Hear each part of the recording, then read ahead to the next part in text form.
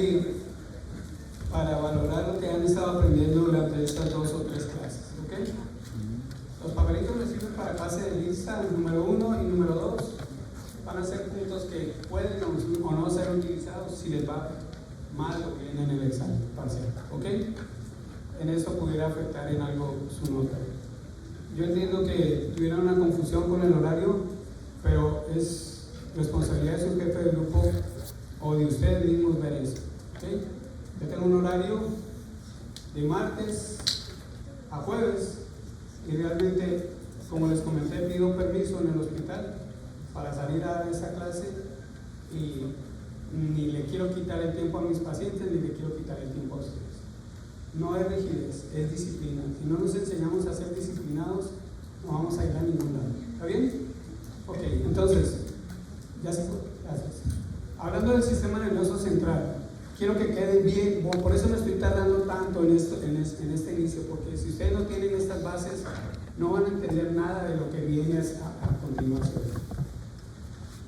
Quiero que piensen ustedes en el sistema nervioso central como ese centro del gobierno del cuerpo. En este órgano que llamamos encéfalo están reunidas todas las células que llamamos neuronas que se van a encargar de cada función del organismo, desde la más vital hasta la menos vital, ¿ok? Por eso es que el sistema nervioso se divide en sistema autónomo o vegetativo y sistema normal o periférico. ¿Sale? Entonces, van a aprender que cada área del cerebro tiene una especificidad para responder a los estímulos aferentes que vienen al cerebro. Tienen que aprender de que la información se recibe de los nervios periféricos, se integra a través de la médula por los canales motores y sensitivos y van a llegar a una parte del cerebro, van a hacer sinapsis con la porción neuronal que le corresponde y de ahí va a salir un efecto eferente, que es la respuesta del organismo al estímulo, a la información que está recibiendo. ¿Eso les queda claro? Entonces, vamos a ver ahora, analizar topográficamente qué tipo de región en el cerebro, en la médula y función del nervio periférico nos va a dar la información para que el cuerpo pueda actuar de la manera normal, en salud, en equilibrio, y así podamos nosotros interpretar cuando está fallando, en qué zona, a qué lugar, en qué parte del sistema nervioso central debemos de dirigir nuestra búsqueda. ¿Está bien? ¿Se entiende? Bueno, entonces las preguntas que les hice hoy fueron básicamente las primeras que les hice en el primer papelito, y es una forma de valorar si realmente ustedes están entendiendo, están comprendiendo, están atendiendo, o si estamos perdiendo el tiempo. ¿Está bien? Bueno, ayer nos habíamos quedado de que el encéfalo como tal tiene un peso aproximado de 1200 gramos, que es menor en volumen o en tamaño en la mujer que en el hombre, que esa diferencia de peso y volumen no le confiere ninguna actividad supranormal al hombre como género, sino que es igual, idéntico en funciones y en conocimiento, que esta pequeña porción de 1200 gramos va a ocupar el 25% de toda la energía que entra al cuerpo, y que esa energía de la cual necesita el cerebro está dada por el oxígeno y por la glucosa. Por eso quiero que estos datos, aunque parecen sencillos, son muy importantes, porque por ejemplo un paciente que nos entra en hipoxia o anoxia, vamos a tener una porción de energía que no está recibiendo el cerebro y que tiene un límite en el tiempo, que si sobrepasamos los 10 minutos, ese cerebro va a quedar ya con una incapacidad un deterioro, una secuela importante y de por vida, ¿ok? Y la otra, el otro energético, que es la glucosa. Entonces, si dejamos que un paciente entre en glucopenia por debajo de 25, de 30, 40 miligramos por decilitro, y eso se mantiene por un tiempo prolongado, ese paciente va a tener manifestaciones de neuroglucopenia, y esa neuroglucopenia va a dejar secuelas importantes, de tal forma que una persona con glucopenias severa, neuroglucopenia avanzada, puede quedar en un estado vegetativo o puede quedar con secuelas somáticas, motoras o sensitivas. Entonces, ese dato pequeño es muy importante. ¿Correcto? Muy bien. Ahí nos habíamos quedado el día de ayer, ¿verdad? Bueno, vamos a seguir avanzando.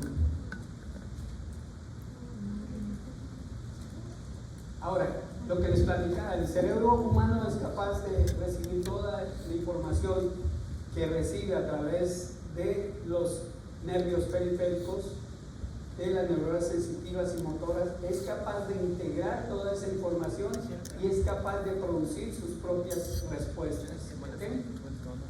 Entonces, en el cerebro están contenidas las acciones de supervivencia para el individuo. Eso lo llamamos sistema nervioso autónomo o vegetativo. Y en el cerebro, pues obviamente vamos a encontrar concentradas todas las emociones humanas. Ahora, nuestro cerebro, estamos hablando ahora de la parte del cerebro, no del encéfalo como tal. ¿Okay? El cerebro está dividido en dos hemisferios. Y cada hemisferio va a funcionar independiente del otro y tiene funciones específicas y características. A su vez, estos dos hemisferios van a estar conectados por una estructura en donde hay pasos de axones, dendritas, y a esa estructura se le denomina el cuerpo calloso. ¿Ok? Entonces tenemos dos hemisferios y uniendo o puenteando esos dos hemisferios que trabajan de manera digamos específica e independiente, hay axones que van a estar intercomunicando esas informaciones de los hemisferios para producir una respuesta adecuada y equilibrada. ¿Correcto? Entonces, esta sería la imagen de los hemisferios cerebrales: uno derecho, uno izquierdo, un surco interhemisférico, y en la base de esos hemisferios vamos a encontrar el cuerpo calloso. Entonces, vamos a hablar ahora del hemisferio izquierdo. Fíjense, lo importante de lo que está subrayado, y eso necesitan aprendérselo sí o sí. ¿Ok? El hemisferio izquierdo es la parte analítica. Quiere decir que aquí tenemos la capacidad de pensar de manera lógica, de asociar, partiendo desde una información general. Este hemisferio puede crear nuevas ideas o datos aceptables y adaptables. ¿Ok? Aquí vamos a encontrar el análisis, la abstracción, la cuenta del tiempo, planear los procedimientos paso a paso y verbalizar. Entonces, estas funciones son muy importantes y las vamos a encontrar en el hemisferio izquierdo. Pon aquí un ejemplo que, por ejemplo, las habilidades matemáticas, numéricas, esto tiene su asiento en las neuronas del hemisferio izquierdo. El hemisferio izquierdo es analítico, quiere decir que entiende las cosas paso por paso, paso a paso. Vamos a ver que en el hemisferio derecho vamos a encontrar todo lo que es la información espacial y sensorial. Ahí las neuronas del hemisferio derecho van a elaborar esa información y la van a interpretar. Van a tener ahí los tractos de integración visual. Vamos a tener ahí la creatividad de la persona. ese hemisferio derecho le da la capacidad a la persona en sintetizar, ¿ok? Y aquí va a darnos la imagen global de lo que empezamos a tener con el contacto. Un ejemplo, vemos un edificio, ahí está trabajando el hemisferio derecho, pero si empezamos a ubicar las aulas del edificio y para qué sirve cada aula del edificio, ahí está trabajando el hemisferio izquierdo, ¿ok? ¿Hay alguna complicación en entender esto? ¿No? Lo importante es que sepan qué hace cada hemisferio para que cuando estén ustedes delante de un paciente y vean una anomalía en la abstracción, en la sintetización, en el razonamiento paso a paso o en el razonamiento global, ustedes ya tengan una idea. Ok, aquí tengo falla del hemisferio derecho, aquí tengo falla del hemisferio izquierdo. No es tan fácil como se dice, pero es una aproximación a buscar por dónde viene el daño en esta persona. ¿Se entiende? Ok. Ahora, hablamos de un concepto que se llama dominancia hemisférica. Entonces, aunque cada hemisferio son estructuras separadas y tienen aunque las funciones dentro de esas estructuras, mejor la formación de esas estructuras son idénticas, tienen funciones diferentes, ¿ok? Entonces, los hemisferios van a trabajar siempre en sincronía y en armonía a través de las interconexiones que se dan por el cuerpo calloso, ¿verdad? Pero en algunos casos un hemisferio va a predominar sobre el otro, haciendo que se haga más especializado o tenga más dominancia o tenga más efecto ese cerebro en la personalidad de la persona, del individuo. ¿Me explico? Hay individuos que tienden a pensar, a elaborar sus cosas de manera detallada, paso a paso. Hay otros que dicen, no, yo necesito ver todo el panorama en general y después me voy a ir paso a paso. ¿Se entiende? Entonces, si globalizo y luego profundizo, ¿cuál sería el hemisferio que está allí siendo dominante? El globalizo y luego profundizo, ¿cuál es? El derecho. Si es al revés, si es de puntualizaciones y después voy armando y haciendo un mapa global, es el izquierdo. Entonces, eso nos va a dar una idea de la dominancia que hay en el cerebro de cada persona, ¿ok? Entonces, resumiendo, el hemisferio izquierdo se encarga del lenguaje, se encarga del habla manual, de la gesticulación, ¿verdad? Controla las habilidades de pensar, hablar, leer y razonar, y allí están asentadas las funciones matemáticas y lingüísticas. Hemisferio izquierdo. Hemisferio derecho va a reconocer situaciones espaciales, tanto de los objetos con que nos relacionamos como de nosotros mismos. De saber dónde tengo mi mano, dónde tengo mi pie, dónde está mi oreja derecha, esos reconocimientos espaciales lo hace el hemisferio derecho, ¿ok? Controla las habilidades no verbales para la comprensión espacial. Entonces vamos a poder interpretar esquemas, gráficas, dibujos. Cuando nosotros le pedimos a un paciente dentro de la valoración neurológica, dibújeme un elefante, ¿qué estamos tratando de investigar ahí? ¿Cómo está su hemisferio derecho? ¿Verdad? Muy bien. Y el hemisferio derecho entonces nos va a ayudar con otras situaciones como las discriminaciones de colores y nuestra expresión emocional, ¿ok? Eso es básico, eso es como una pasadita nada más de qué funciones hay en el hemisferio derecho, qué funciones hay en el hemisferio izquierdo, cuáles son los elementos dominantes, ¿ok? Ahora vamos a hablar de los lóbulos cerebrales.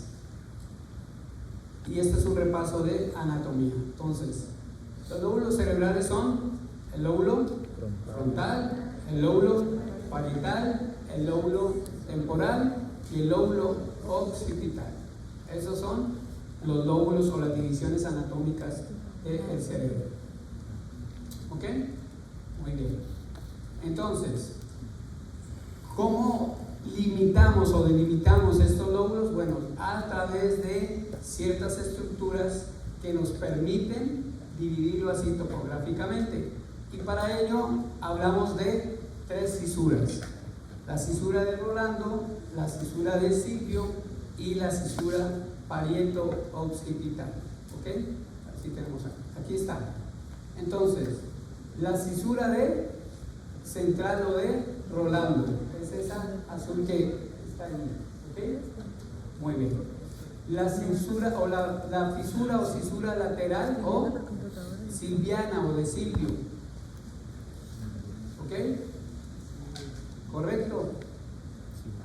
Esas son las 2 grandes fisuras que nos van a dividir aquí: el lóbulo frontal, el lóbulo parietal y el lóbulo temporal. Y aquí abajo vamos a tener el lóbulo occipital. Ahora, profundo, aquí haciendo una disección del lóbulo frontal, vamos a encontrar otras estructuras como son la ínsula. Muy bien, entonces, el lóbulo frontal, volvemos acá, va a estar delante de la cisura de Rolando. ¿Ok? Muy bien. Entonces, el lóbulo parietal está detrás de la cisura de Rolando. Aquí, lóbulo parietal, esta es la cisura de Rolando, esta es la cisura de Silvio, y entre la cisura de Rolando y la cisura de Silvio vamos a tener el lóbulo parietal. Okay. El lóbulo temporal está por debajo de la cisura de Silvio. Muy bien. Entonces, el lóbulo occipital va a ocupar la parte posterior de los hemisferios, y la ínsula o quinto lóbulo, o llamado isla de Rey, no es visible desde la parte exterior anatómica del cerebro, pero está localizado aquí por debajo de la cisura de Silvio, aquí en esta área. Podemos hacer la disección y ahí vamos a encontrar la ínsula. Perfecto. Entonces, ahora, funciones de cada uno de los lóbulos. El lóbulo frontal. Palabra clave para el lóbulo frontal es pensamiento. Incluye la porción de la corteza motora que le corresponde al lóbulo frontal. ¿Okay? Aquí van a estar relacionados los movimientos espontáneos de partes específicas, como es el homúnculo, que ya vamos a ver posteriormente. Un repaso, esto ya lo deben de saber. Entonces, en el lóbulo frontal se enclavan las funciones del juicio, del razonamiento y de la lógica. Por eso, cuando un paciente nos llega a urgencias desinhibido, agitado, incoherente, nosotros debemos de pensar: este paciente está frontalizado. ¿Qué quiere decir? Que hay una lesión en el lóbulo frontal. Entonces, funciones del lóbulo cerebral frontal: movimiento, razonamiento, resolución de problemas, de memoria, emociones y lenguaje. ¿Ok? Ahora, lóbulo parietal. Palabra clave: información táctil. Entonces, aquí vamos a percibir y reconocer los estímulos táctiles, lo que es presión, calor, dolor, todo va a ir a las neuronas del lóbulo parietal. Manipulación de los objetos. ¿Ok? Conocimiento numérico y parte del lenguaje, porque ahí va a estar dentro de estos lóbulos, el frontal, el parietal, el área de Broca, que está en donde se asientan las neuronas para el lenguaje. Ahora, lóbulo temporal. Palabra clave: lóbulo temporal.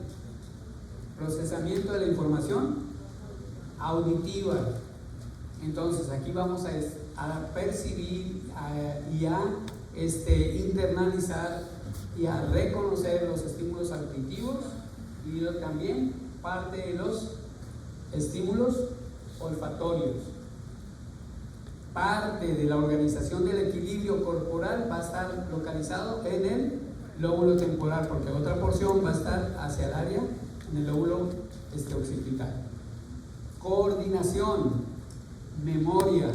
Vayan siempre juntando. Cuando repasen, vean las similitudes. Eso siempre es un método de estudio que yo les recomiendo. Por decir, memoria, ¿cuáles son los lóbulos que están comprometidos? Aquí ya van 3 lóbulos, ¿ok? En los que están comprometidos en memoria.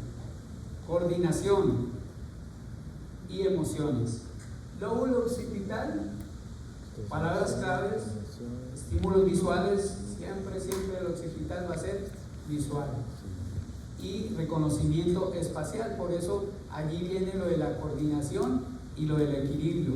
Sin un reconocimiento espacial, el cuerpo no puede coordinarse ni equilibrarse. Y la ínsula o quinto lóbulo, si yo les pregunto en el examen, nombre los lóbulos del cerebro, ¿cuántos van a poner? 5. ¿Ah?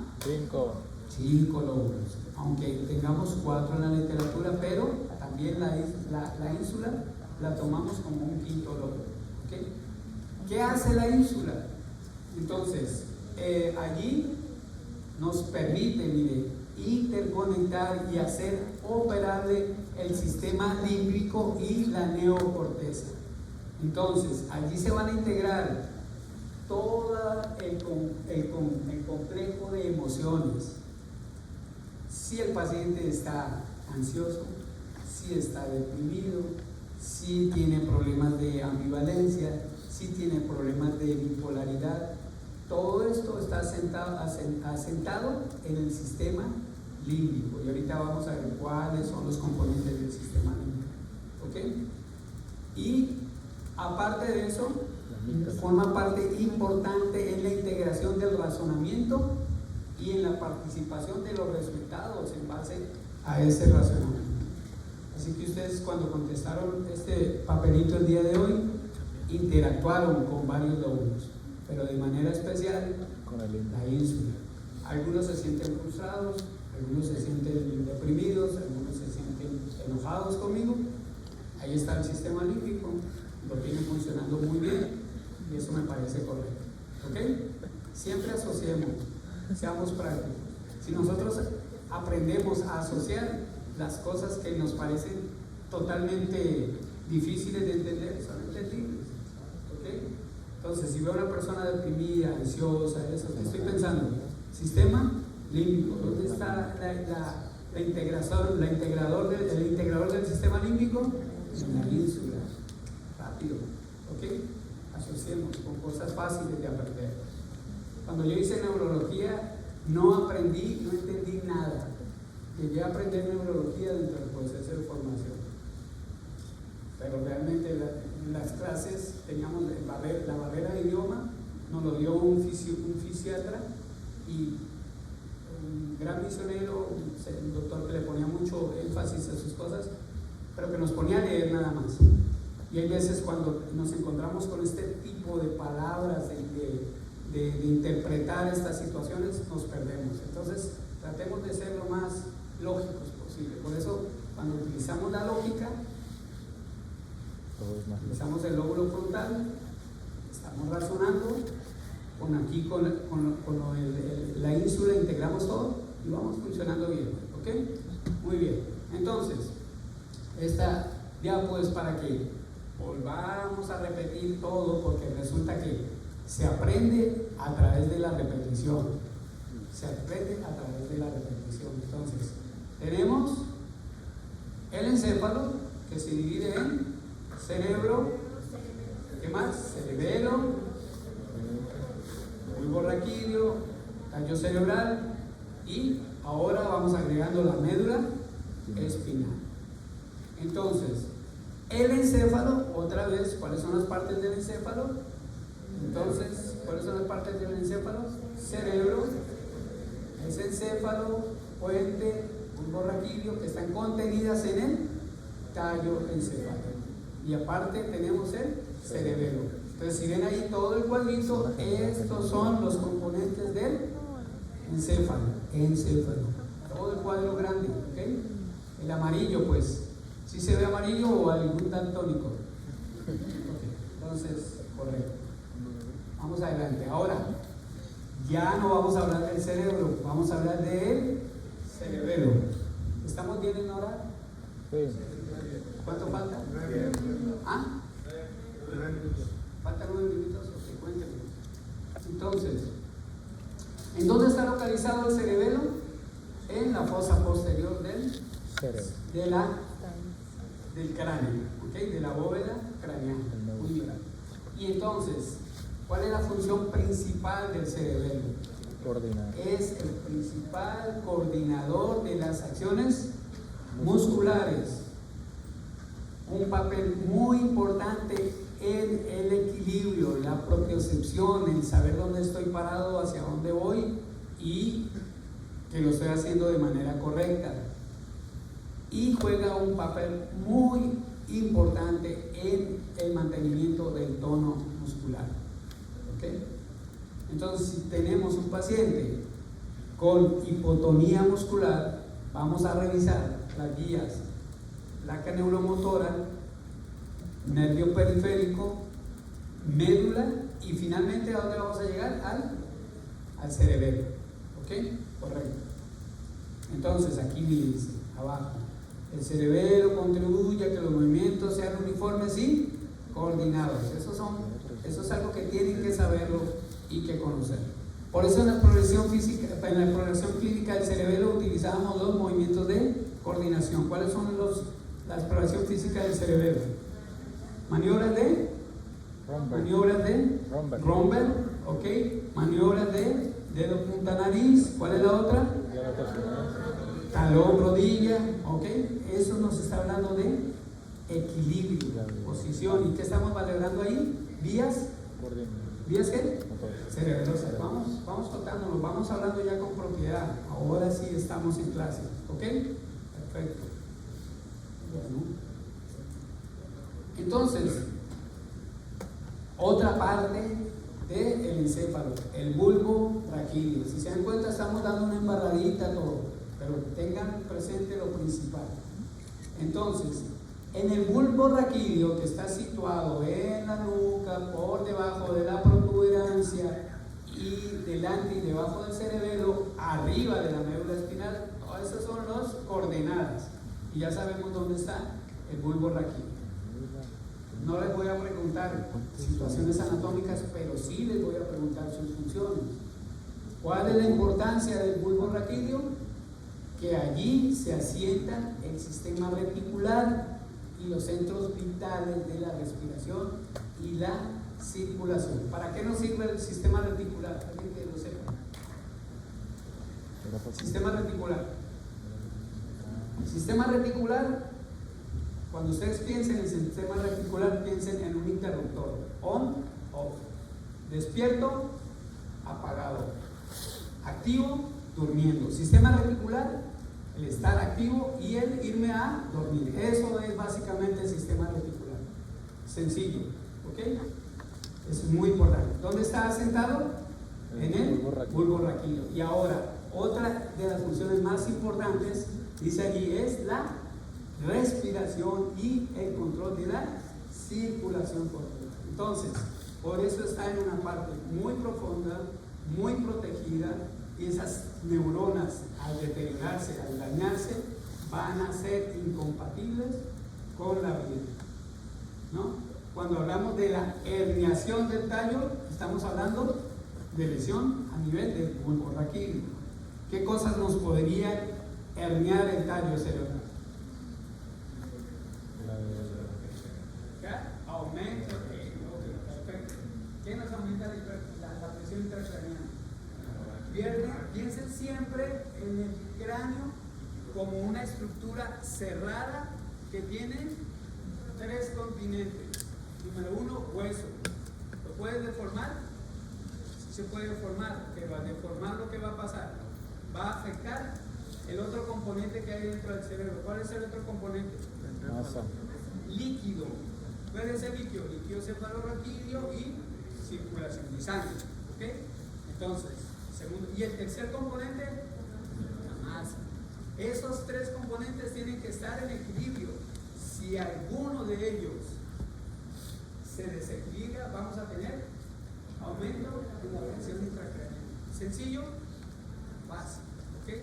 Tengo un paciente que recibió un traumatismo craneoencefálico, tuvo una lesión comprimida por una fractura desplazada. ¿Qué vamos a tener? Así de entrada. Hipertensión endocraniana, sí, hemorragia y todo lo que tú quieras, ¿verdad? De pronto la hemorragia descomprime un poquito, pero con el golpe va la contusión. La contusión es edema. El edema está aumentando la masa está aumentando presión. ¿Por qué lugar va a descomprimir la presión del cerebro? ¿Por dónde? ¿Y por ahí qué va a salir? El bulbo raquídeo. Y si se hernia el bulbo, ¿qué pasa? Está frito. Así de sencillo. ¿Okay? Asocia. No se trata de memorizar, se trata de asociar y pensar con lo. ¿Okay? Entonces, ahora sí me pueden responder cuál es la función del bulbo raquídeo. On-off. On-off. ¿Ah? Respiración, centro de la respiración, de la circulación y sistema reticular. ¿Qué es el sistema reticular?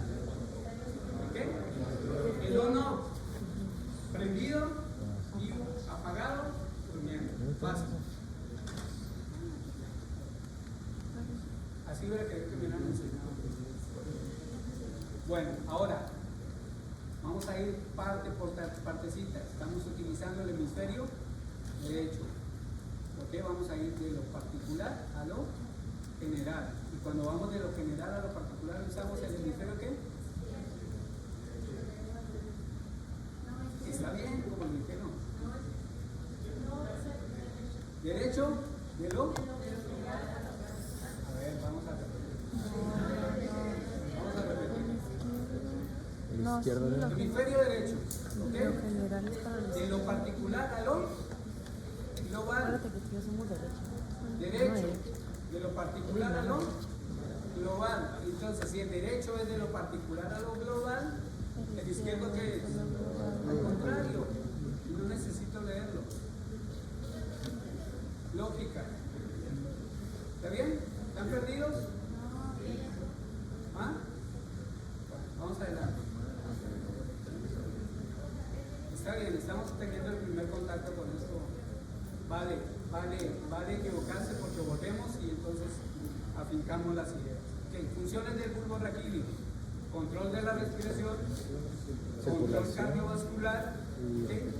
Aquí, hablando de control cardiovascular, en el bulbo raquídeo están localizados los centros del control de la frecuencia cardíaca, del control de la vasodilatación vascular, vasoconstricción arterial, que son funciones autonómicas, que son funciones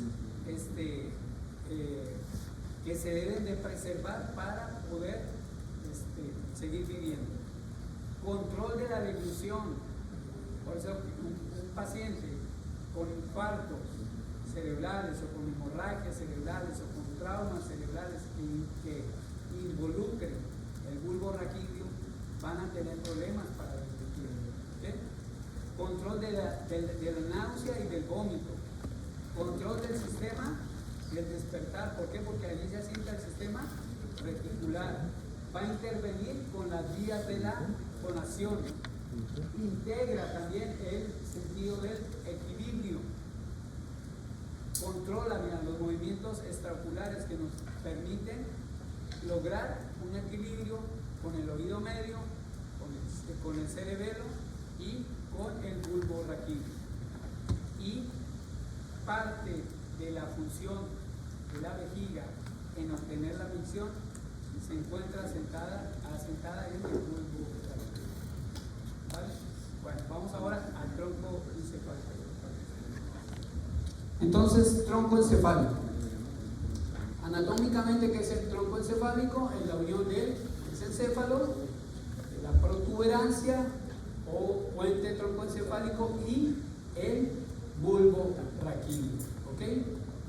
Entonces, allí en la gráfica, en el recuadro azul, encontramos lo que es el tallo encefálico o tronco encefálico. Y ahí lo divide por partecitas, así bien sencillo. Mesencéfalo, puente de Barolio o también llamado protuberancia, ¿ok? Y bulbo raquídeo. Esas son las tres partes que conforman el tronco o tallo encefálico. Algo más de anatomía, entonces aquí vamos a ver lo que es se las puse para que vean el cuerpo calloso, que está constituido mayormente por axones que entrecruzan la información de los hemisferios cerebrales. En este corte, por ejemplo, podemos ver estructuras más profundas del encéfalo, como es el hipotálamo. Tenemos ahí el hipotálamo, tenemos el tálamo, tenemos la pituitaria, muy importante en la neuroendocrinología, el cerebelo, el hipocampo, y fíjense, ahí hemos puesto algunas de las funciones más importantes de cada región señalada. Acuérdense que esto no es una clase de neuroanatomía, es una clase de neurología, y lo que a mí como estudiante me tiene que llamar la atención es aprenderme la función. ¿Ok? Entonces, por ejemplo, el cíngulo, que lo vamos a ver cuando estudiemos sobre todo los eventos vasculares cerebrales, interviene en el comportamiento de supervivencia. ¿Okay? El hipocampo es el almacenamiento temporal de la memoria. Entonces, todo lo que es memoria reciente, todo lo que es memoria temporal, va a estar en el hipocampo. ¿Okay? Hipotálamo va a gobernar todos los procesos físicos automáticos. ¿Cuáles son los procesos físicos automáticos? Respirar, latidos cardíacos, ¿okay? Son neuronas que van a estar encargadas de regular estas situaciones. La pituitaria o hipófisis, que es el centro neuroendocrino, el tálamo, que es un sitio de enlace y de repetición, haz de cuenta como una antena repetidora, va a recibir impulsos aferentes al cerebro y por ahí van a pasar eferentes. ¿Okay? Tallo cerebral y cerebelo. Ahora vamos a hablar del hipotálamo. El hipotálamo, ¿ok? Entonces, es parte del encéfalo y está localizado en esta región, y para hablar las coordenadas anatómicas de esta región, nos remitimos a esta diapositiva y nos va a decir que se ubica debajo del tálamo, por eso se llama hipotálamo.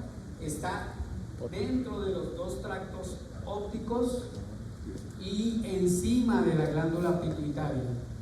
¿Ok? Entonces, ese es el marco de referencia para saber dónde está el hipotálamo. Ahora, funciones importantes del hipotálamo: regula la homeostasis. ¿Qué es la homeostasis? El equilibrio. El equilibrio corporal. Metabólico. Todo lo que es un equilibrio respiratorio, intercambio de gases, intercambio electrolíticos, y homeostasia vascular, homeostasia neurológica, homeostasia inmune, tiene asiento en el hipotálamo. Aquí tenemos las áreas del comportamiento sexual y aquí se regulan y se tratan las emociones en el hipotálamo. Entonces, así, funciones específicas y que ustedes deben de recordar. El hipotálamo va a regular el hambre, el apetito y la saciedad. Acuérdense, asocien. Ya aquí hay dos partes del encéfalo que tienen funciones repetidas en cuanto a el hambre, el apetito y la saciedad, junto con la deglución. ¿Dónde está la deglución? En el Bulbo bulbo raquídeo. Todo es interconectado. Si algo lesiona aquí, va a afectar allá también. ¿Ok? Muy bien. Entonces, regula el nivel de glucosa, regula el nivel de ácidos grasos, mantiene la homeostasia corporal y se encarga algo muy importante del hipotálamo, es el control de la temperatura corporal. Entonces, los agentes bacterianos que liberan pirógenos, ¿dónde van a hacer su acción? ¿En el qué? En el hipotálamo. Muy bien. Y funciona en la regulación del sueño. Entonces, hipotálamo, ¿cómo definiríamos hipotálamo? En una sola palabra. Hipotálamo igual a Regulador. El orquesta. homeostasis. Hipotálamo, fíjate, es H con H, porque debes de escribir homeostasis con H. Hipotálamo igual a homeostasis. Sencillo, Es una cámara. rápido, ahí lo vamos a aprender. Que tiene forma de cámara. Nos vemos.